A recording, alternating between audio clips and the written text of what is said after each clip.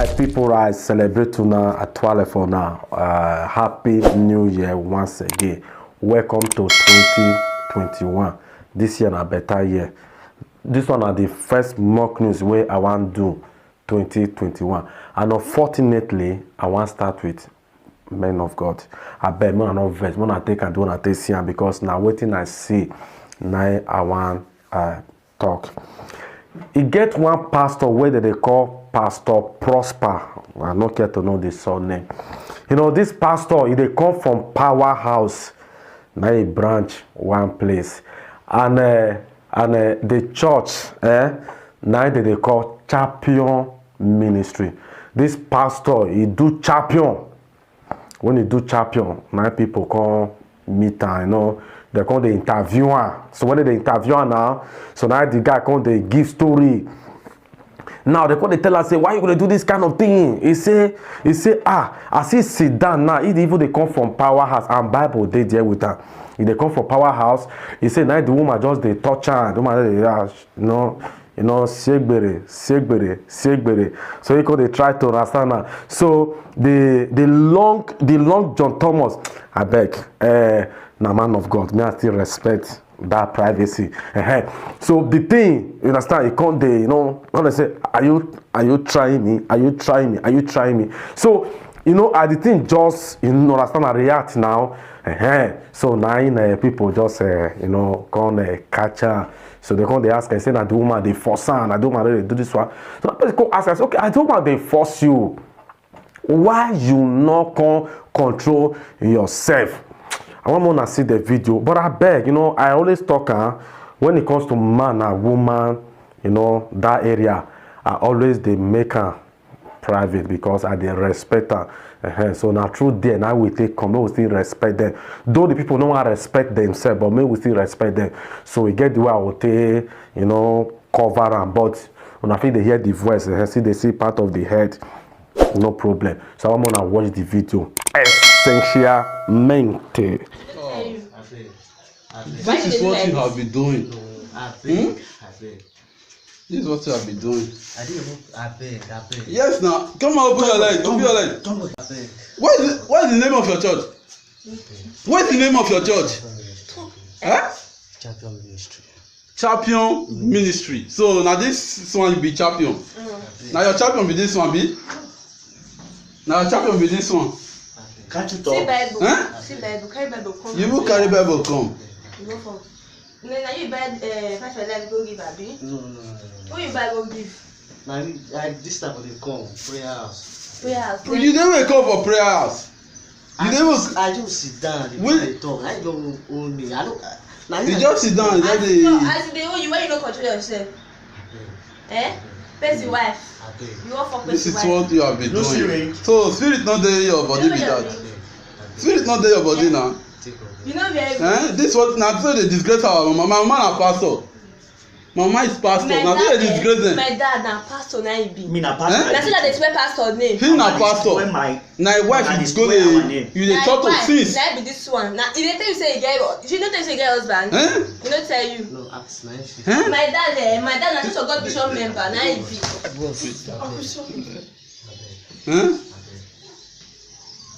When I dey do those things, na dey spread pastor head. My dad dey na pastor na he be too. They say pastor children pastor they no good o. Na all those things na dey deny me that they say pastor they no good. Tomorrow na you go outside, you go stand for altar dey preach. That your church if that say I don fail go diet no be champion. Na this one be your champion. What is your name? What is your name? Prosper who? From where? Where are you from? From Fuga. That is how you have been sleeping with membership. A friend of mine said he gives you a prophecy, right? You have been using police to look for him, Shebi. He's a friend of mine. He give you prophecy, you message you and that pastor. Child, he said them to me. You deny it, that is you are not sleeping with people. What is this?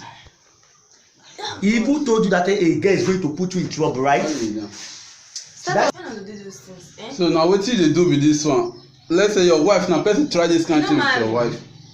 You don't marry. Eh? You don't marry. He never marry. But we try to set up a relationship with the person don't build. You know how this make person dey build since he wan rough am you call rough am. You don't know this man. You know this pastor. Never see am. This man a pastor. Then they pastor. Then you come. You want start a relationship.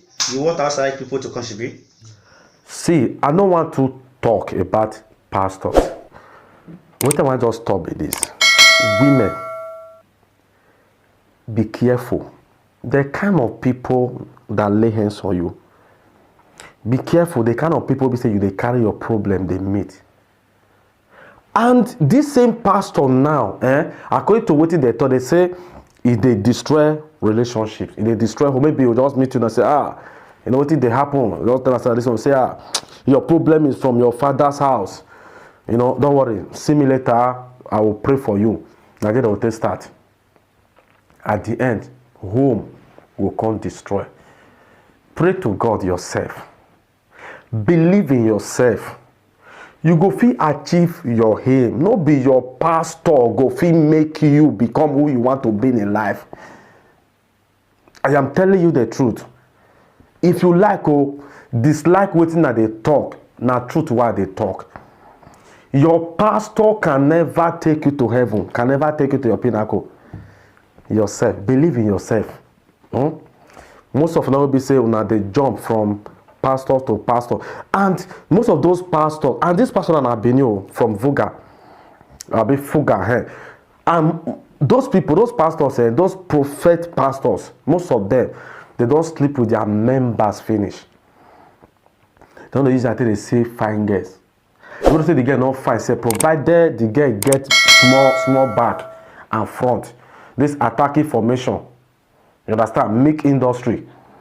Provided the girl carry on their eyes, the thing with under their leg, no they stay one place.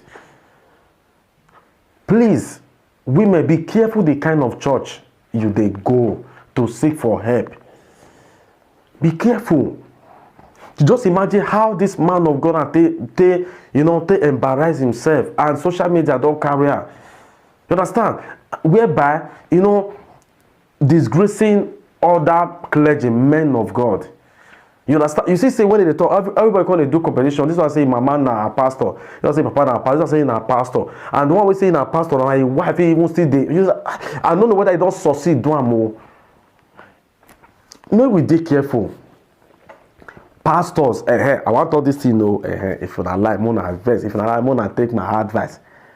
Pastors, more still try. Bible not they give how you want to satisfy your wife. Bible not fit tell you see position what you want to give. Most of the problem pastors have in their home today, now because of holy, even on top of bed, that matrimonial moment, that time when God take give them to enjoy themselves, and that way they don't say they wanted they seek the face of God. Most of them now this what do they call it? Is it executive style? What do they do? I don't say people know too like what I talk now, but I'm telling you the truth. A lot of pastors are dying in silence today because of problem of sex. Inability to satisfy their wife, inability to satisfy their husband. Most pastors they suffer and pass, but they don't feel voice out. They go outside, go to sleep with other girls, or go outside, go to sleep with other men. If you don't know how to do it, more contact me. Oh God. Agbons, you too spoil. You are a minister. Agbons, you are a minister. See, that one, God permit me to talk. Because it will help you. It will help you. If you don't feel satisfied, you want, see, try. Go round. At least before you don't go 1, 2, 3, 5, 6, 7 options. You go see one way you go like. You and your wife now go do it together. Then you now go do this extramarital relationship. You know they help. At the end, see, you go switch at the beginning. Cause maybe this pastor prosper now you don't they do it many times, but now see what happen. You understand? If they switch at the beginning, at the end, now disgrace they come out, and your ministry will just go. This thing don't happen even abroad today. It they happen. A lot of ministry have been destroyed because of this embarrassment. I beg, may we dey careful. I don't want just to talk because it's on a new year, you understand? I just want to give the warning to pastor. Mona try, satisfy your wife. Try, satisfy your husband. No know what to do. I'm gonna contact Agbons. You understand? I'm gonna subscribe to Agbons TV, you know, for YouTube. And follow me on Instagram and on Facebook, Agbons TV. I God will bless you. Once again, Happy New Year.